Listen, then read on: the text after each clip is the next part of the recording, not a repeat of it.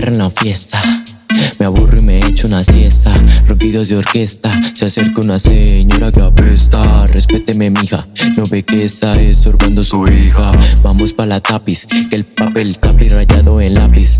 Lazuli, como free, pensuli, Akakil, Verofil, mantequí, ya de maní, colibrí, jabalí, partiendo un frenesí.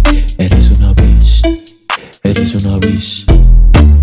Tirando pepas en vasos, todos enlocados, cargando unos bolsos llenos de mari, cosas y lozo. No tomes fotos en el buga, te mando a la luna de una patada infortuna.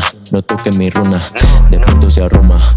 Yo no fumo Lucky ni Marlboro, solo fumo habano montado en un toro, tirando ramos, perico y loro. No me diga pirata porque tengo parchado mi ojo. No ve que estoy parchando con los locos. Acá la hago dos, botando humo, pero humo negro, parecemos la locomotora de Hugo. Llaves frías, aunque ese huevón se tiró un país entero. Enterró en el agujero, inmaduro como poco yo. Elefante rosados, caminando en el techo.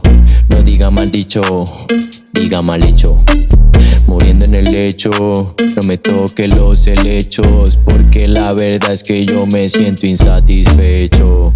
Como un secreto de gobierno bien guardado, como hijo de ricos extorsionado.